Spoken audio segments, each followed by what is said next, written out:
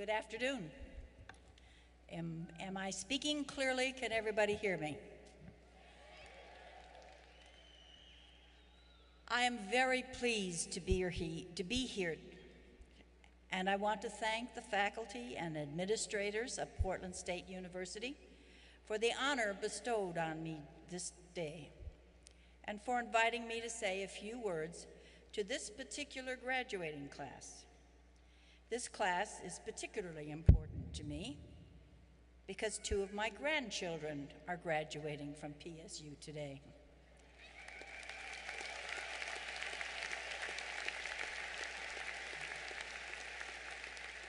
So I will say, hi Dustin, hi Tivone.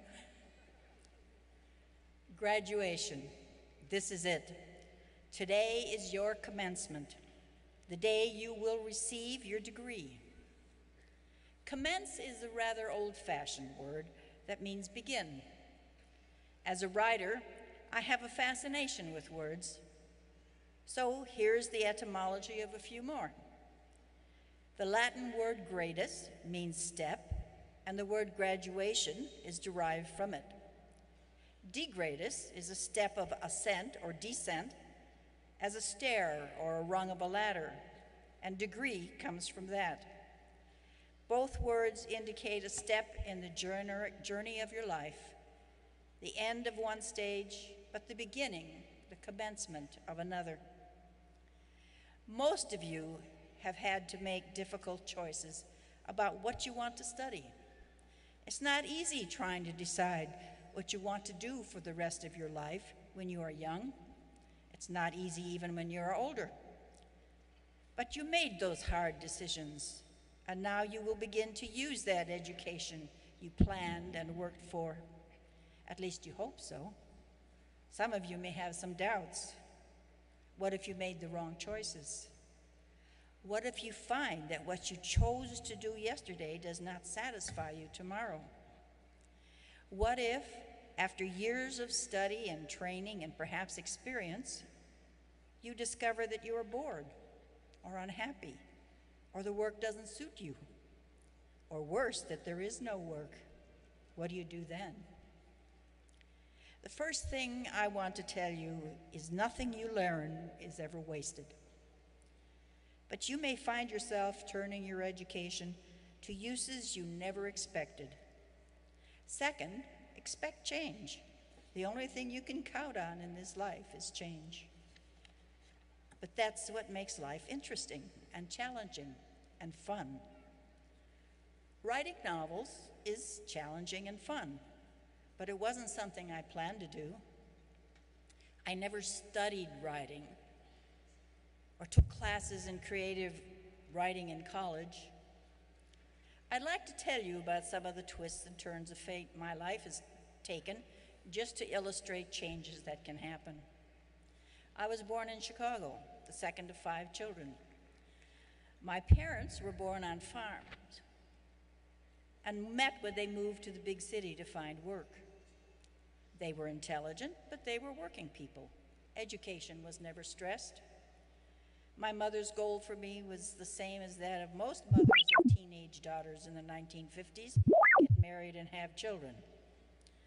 In truth, it disturbed her when I turned out to be a bookworm and studied typing and shorthand so I could have a career as a secretary.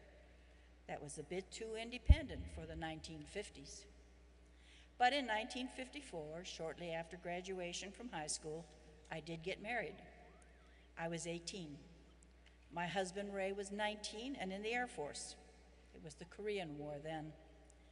In 1956, when he was discharged, we decided to make a start in a new place, and with one child and expecting another, we moved to Oregon. Ray went to college on the GI Bill, funds made available to veterans by the government for education that was interrupted by military service. Ray also worked full-time to support a growing family. I worked at temporary and part-time clerical jobs to help out and had more children, 5 before my 25th birthday. My world was rather limited in those days. I needed more, and began reading more extensively, often my husband's textbooks, psychology, history, philosophy, science, not following any class plan, but out of interest and a desire to learn. And when I was 28, in the early 60s, the times they were a-changin'. I decided it was my turn for more education, and I decided to study physics. Why physics? Well, I understood words. Reading was easy. So if I was going to go to school, I wanted to learn something I didn't know, and I didn't know how things worked. That wasn't part of what women learned when I was growing up. I defined physics as the science of how things work. But a large family has large expenses. So I got a full-time job in the billing department at Tektronix and began evening classes in algebra at Portland State. Before long, I was applying for higher paying jobs within tech, and that set a pattern for the next 12 years. Eventually, I came to realize that one doesn't become a physicist going to night school. But after several years of algebra, trigonometry, calculus, differential equations, physics, electronics, Russian, and more, I learned that one can overcome a culturally ingrained aversion to math and science and earn more money working in the engineering department, designing printed circuit boards. And one can become a technical writer, translating engineering jargon into instruction manuals for customers. And one can gain enough confidence to take the admission test for graduate study in business and get accepted into an MBA program even without a bachelor's. My husband was accepted too. We both received MBAs in May of 1976. I was 40 years old, and by then had worked my way through a management training program to the position of a credit manager. So how did that lead to writing novels set in the Ice Age? It began with discontent. Circuit board design was fun. It was puzzle solving for pay. Credit management was not. In November 1976, a few months after I got my MBA, I quit Tektronix to look for some other wonderful, exciting job in business. But what? I spun wheels until early February 1977. Then one day, an idea buzzed through my brain about a girl or a young woman who was living with people who were different. Of course, they thought she was different and viewed her with some suspicion. They only let her stay with them because she was taking care of an old man with a crippled arm. I have no idea where that idea came from. I was thinking prehistory, but I don't know why. I'd never written fiction, only some poetry, but I wondered if I could write a short story. That's how it began. I wonder if I can write a short story. You know what? I can't. Have you ever seen my books? They're huge. I started that night and discovered it was fun, but frustrating because I didn't know what I was talking about or writing about. Who were these people? What did they look like? What did they wear? What did they eat? Where did they live? What kind of character is a caveman?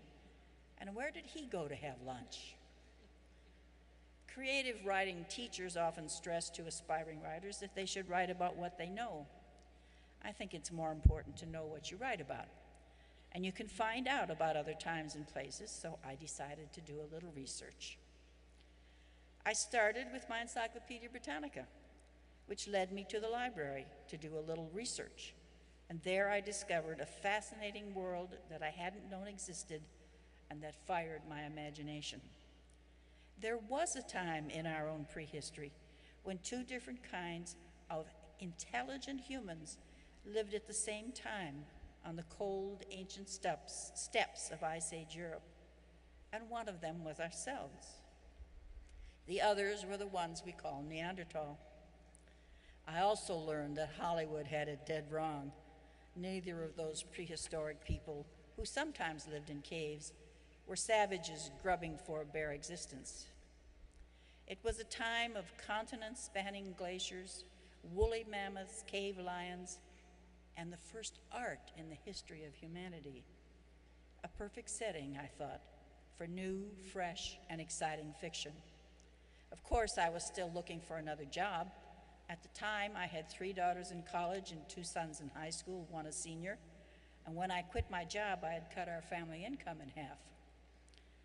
After some hard decision-making by both of us, I spent the next 2 years, 16 hours a day, 7 days a week, writing and researching. And with some determination and luck, actually found an agent who found a publisher. Many writers say they always knew they wanted to write from the time they were 3 or 10 or 6. I didn't know I wanted to write. I didn't even know I could. Now I can't think of anything more fun than learning anything I want and earning a living writing about it. But it took a lot of changes and no little anxiety before I reached that place. At the beginning of this talk, I said nothing you learn is ever wasted, but you may find yourself turning it to uses you never expected. When I took touch typing in high school, I didn't expect it to use it writing stories. I insisted that all my children take typing, even my sons. I was sure it would be useful. Now with computers and the digital world, they use their typing skills all the time. My eldest son is one of the fastest typists I've ever seen. All those math and science classes I took, I never really used it on a job, but learning it gave me the confidence to try something I hadn't done before, a job in engineering, a master's degree in business, writing a novel. When I started researching, the ability to decipher technical jargon made understanding the scientific terms of archaeology much easier. Learning to give a presentation in a business class is partly why I'm able to stand in front of you today. And a little business background doesn't hurt when you need to read a publishing contract. No one knows what the future holds, except that things will change. But that's the challenge, the excitement, and the fun. Today is your commencement and your new beginning, but so is tomorrow and every day thereafter. Thank you.